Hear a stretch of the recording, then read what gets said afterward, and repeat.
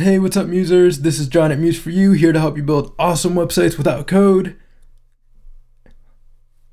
Too much? Tone it down. Okay. Hey, what's up, musers? This is John at Muse for You, here to help you build awesome websites without code. Okay. More excitement. Well, that's...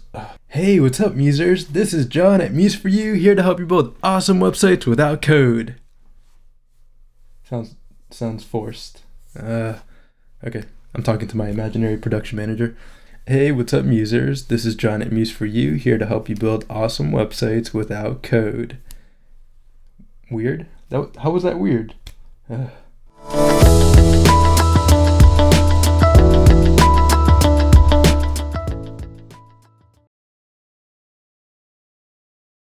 Alright, so I'm going to show my face in this video tutorial. Excuse me for my eccentricities before. I'm just trying to spice up my YouTube channel and make this whole process of website building more exciting and more accessible and just really, really fun to work with. So one of my, I guess, New Year's resolutions or my goals is to make my YouTube channel funner and to provide some really awesome widgets. Now, I have been working really hard on widgets. I'm really excited about the evolution of Adobe Muse. I think it's progressed, and it's just the more everyone starts learning about web design and the more accessible it is via programs like Adobe Muse, I think the better. What am I saying? I didn't write this down. I'm improvising. But basically, if you don't know code, you can build awesome websites. So let's get started. All right. So this widget that I'm going over today is called the Parallax cover image widget. And it's really fun. It allows you to add a parallax effect to your images, and it covers the website. So like the website is here, down here, and the cover image is up here. And until the user scrolls, the cover image will always be at the top. So I'm going to go ahead and showcase the widget. So I'm going to click on preview. And as we can see, the image kind of does this cool effect. If you've seen Doctor Strange, this is why I was excited about this effect, because if you've seen Doctor Strange, I'm just really excited about that movie. But they have these really cool effects, and I'm not saying there's Doctor Strange effects here, but there's that parallax movement and things moving in and out, and I just really love that. And I love the Doctor Strange movie. It was awesome. Okay, so the second one is here. This one is really cool. So let me go back to the first one actually. So we see the images pop in, we see the text Muse for You come in, and we can move around our mouse, and we have that parallax movement. Then we go to effect 2, we have this effect here. Now everything is customizable with this effect, and I'm going to go over all of that in this video tutorial. Then we have effect 3, we have all these panels kind of going like that. We have effect 4, we have some ballet, very nice. We have the panels kind of going like this, and they pop in. And what's cool is you can make the panels pop in, or you can make them pop out or go in, which is really, really exciting. Then we have effect 5, which is like a blur effect. So that's really fun. You can make your images kind of blurry when the user moves their mouse. Okay, and then we have effect 6, and we have Einstein there, and we have some panels here that kind of just all pop in like that to create this parallax effect. And if you scroll down, you'll have the content right below the image. So no matter how I resize the browser, we can see, let's say I resize it to there, the content is always going to stay below the image. And then I have the responsive side menu here for the mobile menu. And we can see there, the content stays below. I can go to the different effects, and we can see it there. It looks really good. So this effect works really well on all modern browsers. On Internet Explorer and Microsoft Edge, the parallax movement effect, like moving your mouse, is a bit limited. So if you did want support for those browsers, I'd recommend disabling the parallax movement. The effect still looks good, it'll still pop in. The user just won't be able to move the panels around with their mouse there. So good old Edge and Internet Explorer, but yeah, you can just disable it for those browsers. So I've showcased the widget, and now I'll show how to use the widget and where to access it. So I'm gonna go to museforyoushop.com, and here I can click on the pop-up, and here I can click subscribe to get access to all widgets and any new widgets I come out with for $39 a year. I can click here, or if I'd like to subscribe with PayPal, I can click here. And yes, you get all of these widgets. I've been asked that question a lot, like, do I get all these widgets? Yes, you do. You get all of these. The only widget that's not included is Muse Morph, and I did try to make that very clear by placing it up here and also in the FAQ. Muse Morph is its own kind of thing, you know, so there. But all these widgets here on the subscription page are in the subscription. Okay, and we have the Parallax cover image widget right here, and here if you wanted to purchase individually, you could click add to cart, or again, you can get access to all widgets and any new widgets I come out with for $39 a year. Here we have the features included, a few of the widget options, and the preview page. All right, so I'm gonna go ahead and get started on how to use the widget. How is that? Good? Okay, I'm talking to my invisible production manager here, just to make sure I'm doing good. All right, so here we go. We're in Adobe Muse. If you did want a blank site, you could just go to File, New Site. But I'm gonna show you just how easy it is to add the widget. So if we go to the library panel, and if you don't see the library panel, you can go to Window and click on Library. And here I'm going to type in PCI, which stands for Parallax Cover Image.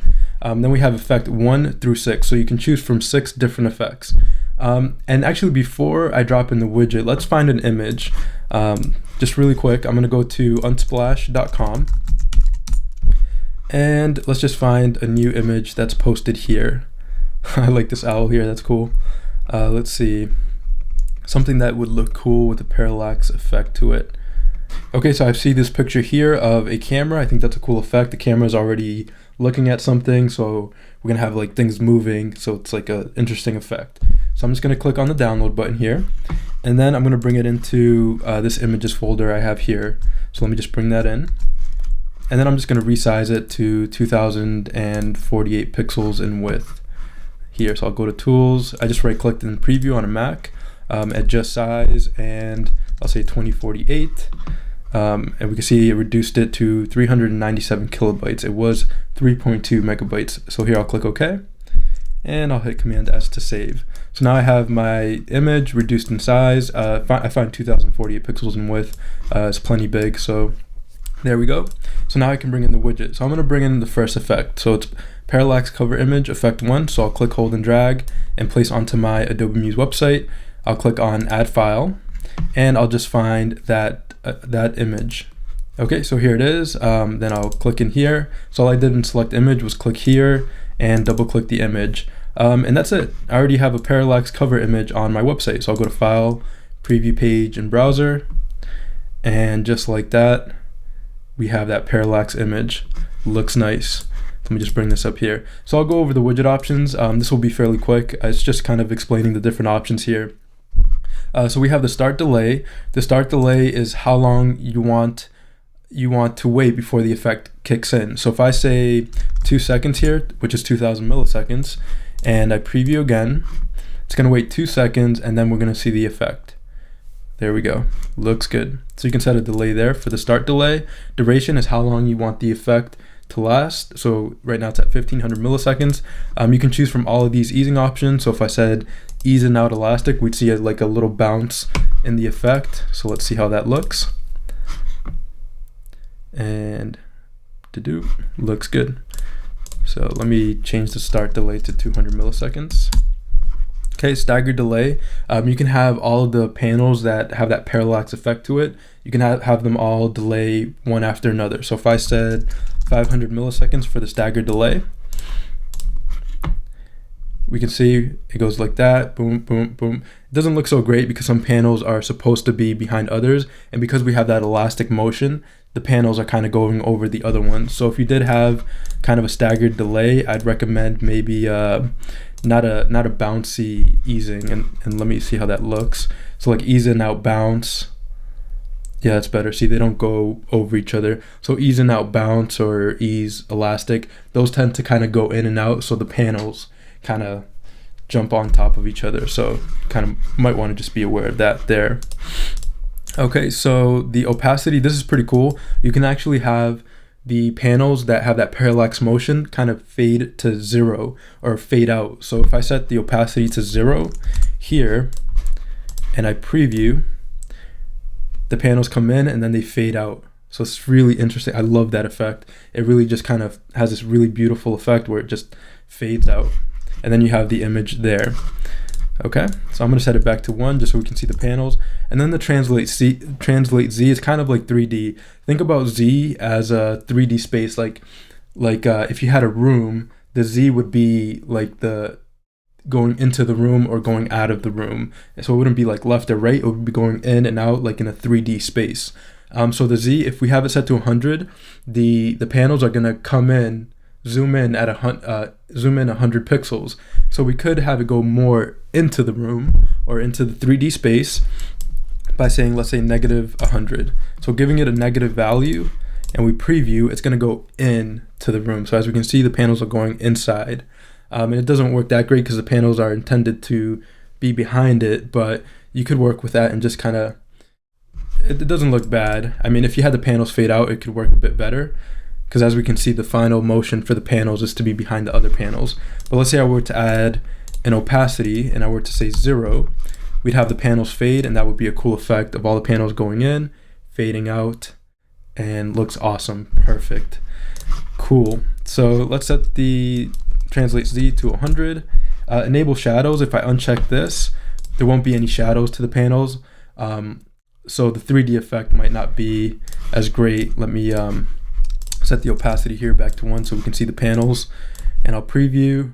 So we have the panels and there's no shadows to them, so they just kind of zoom in like that. I like the shadows, it gives it more depth. And here you can change the shadow color and the shadow opacity. So if I say 1, the shadows will be really defined.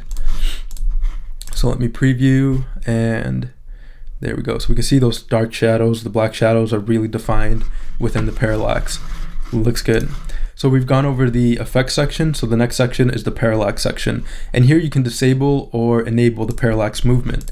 So if I uncheck enable parallax, the panels will come in, but if I move my mouse, nothing's gonna happen. The panels will just stay in place. So let me go back in here, and if I enable parallax movement, and now they'll move, but I can add more parallax movement. So I can say -100 and 100. So the minimum parallax movement is -100 and the maximum parallax movement is 100. And you can just play with that and kind of see how much the panels move when you change those options there. So as we can see, we have a bit more movement to the panels and looks good. You know, I could get even more crazy and say like -200 and 200. And I'll preview, and we just have like some really interesting parallax movement there. Looks awesome. All right, cool. So we've gone over the parallax section. I want to play with that a little bit more because I really like it. Perfect. Awesome. Okay, so let's move on to the next one, overlay. This is very similar if you've ever used the video widgets. It's just you can enable a color overlay. You'll want to be careful with this because sometimes it reduces the effect of the parallax panels because there's an overlay over it. So kind of like, you know, you can tell there's like a color overlay, and sometimes that can kind of have less impact for the effect. Still looks good if you did want an overlay. You could add a mesh overlay as well. So here if I click on enable mesh overlay, and I go to patternify.com, right up here, patternify.com, and I'll click on one of these patterns like this, and I'll just copy this base64 code. I'll hit Command C to copy, go back into the widget, go into the overlay, and paste that right in there. So now I'll have a color overlay with a mesh. Let me change the overlay color to white. And I can change the opacity of the overlay, you know, more visible or less visible. And there we have a zigzag overlay over the parallax images there. Okay, so I like it for now without an overlay, so I'm gonna uncheck enable color overlay and enable mesh overlay. Letters, okay, this is really interesting. So you'll notice in the widget, we have the letters Muse for you. I can actually write anything in here, up to 12 letters. So if I go to letters, I can select a Google font. I can change the letter font size, the padding, and the color. So here we can see it says Muse for you in 12 letters. Let's say I wanted just the word Muse. What I would do, and I actually wrote this down here, is that all letters animate from the center. So if you have 6 letters, you'll want to start the first letter on letter 4, because you have 1, 2, 3, 4, 5, 6. So the first 3 will be blank and the last 3 will be blank. So all your letters will want to be in the center. So for instance, if I wanted the word Muse, which is 4 letters, I would start on, I believe, letter 6. So I would type in M, U, S, E. It would probably be letter 5, excuse me, M, U, S, E. Okay, and we can see we have 4 blank spaces here at the top and 4 at the bottom. This will ensure that text will animate either out in from the center or from both sides, or if it's animating from the center, it'll animate out from both sides. So you can think of letters 1 through 6 animating from the left, and letters 7 through 12 animating from the right. So you'll want to have the text in the center so you can get that nice centered effect.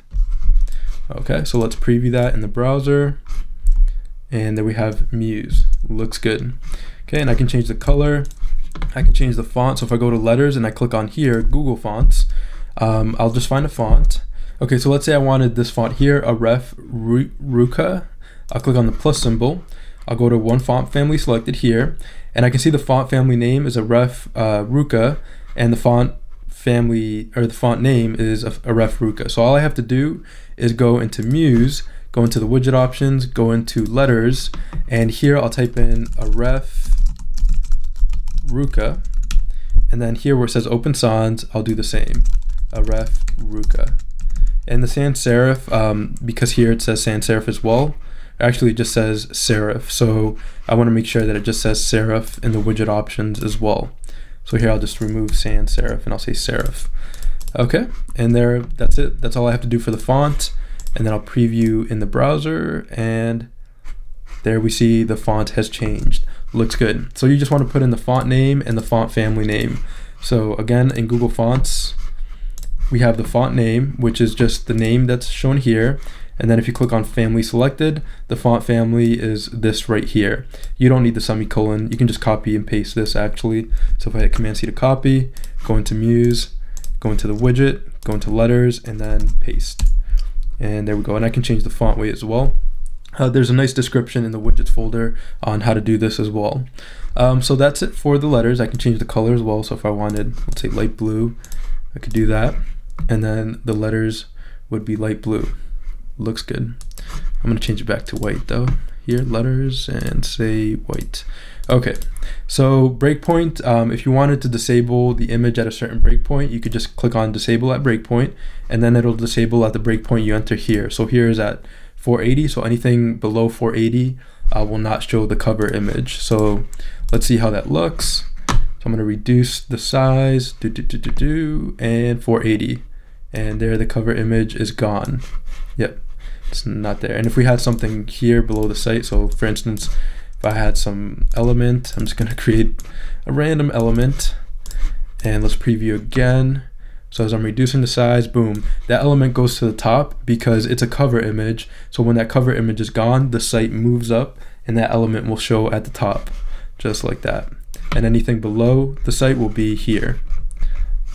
Looks good. Or anything within the site will be below the cover image. So the website in Muse actually starts right here below the image. So that's why it's called the cover image, because it literally goes over the entire website, and then when you scroll, the website shows below it.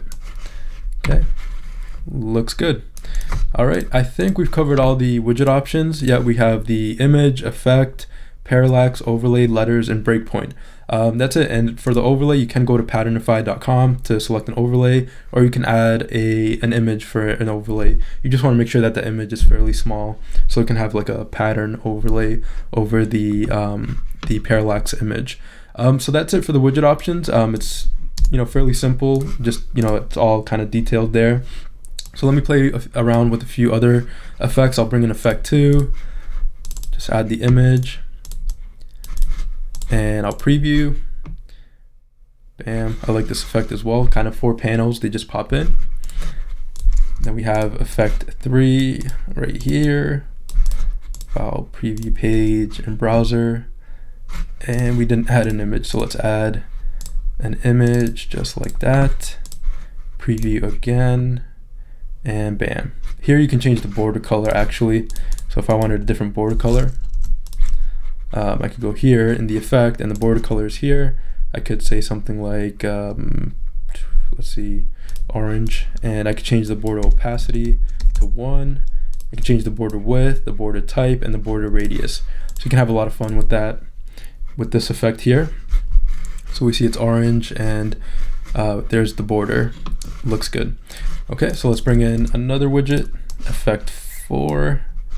Let's add file, bring in that image, place right in there. And there we have these panels here at the top. Looks good. Then we have effect 5. Effect 5 is cool. It's like a blur parallax effect. We want to add an image. Okay, let's preview that. So we can see everything gets a bit blurry. Cool. I like that effect. And then effect 6. Okay. And let's preview. And this one is just a few panels coming in like that. Okay, so those are the different parallax effects that you can add as a cover image. It's a lot of fun. And if you did want to add a menu at the top, you could just create the menu bar here. And I'll just give it a color.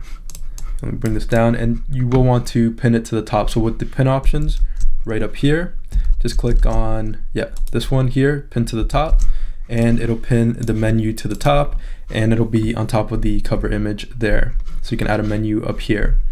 All right, looks good. So I think that's it for this video tutorial. I was trying something new with kind of, how I create these videos. I do want it to be more exciting because I do have a lot of fun creating the widgets and sharing this information. So I want that to be translated into my video tutorials as well, and kind of not take myself so serious when it comes to sharing this information, because I feel Adobe Muse is just a great program, and with these widgets you can really do a lot for your Adobe Muse website. So that's it for this video tutorial. Again, to get access to this widget, you simply go to, let me close all these tabs up here, and I'll go to museforyoushop.com. Okay. And here you can click on the pop-up, and here you can click subscribe to get access to all widgets and any new widgets I come out with for $39 a year. Or if you'd like to subscribe with PayPal, you can click here and subscribe with PayPal. The Parallax cover image widget is right here, and here you can click add to cart to purchase individually. Or again, you can get access to all widgets and any new widgets I come out with for $39 a year. Here are the features included, a few of the widget options, and the preview page that I went over in the beginning, so you can check out all the effects here on the preview page. All right, looks good. I'll go back to shop. So that's it for this video tutorial. Hopefully that was good. You can see I'm not just a talking head, I'm actually a person. So I think I'm gonna start, showing myself in the corner here a bit more in my video tutorials. So that's it. If you have any questions, you can leave them in the comment section below. Again, I do this to help you build awesome websites without code. If you like this video tutorial, you can subscribe below. Also in the show more section below are links to other resources and links to museforyoushop.com. So again, thanks for watching, and I'll see you in the next video tutorial. Thank you.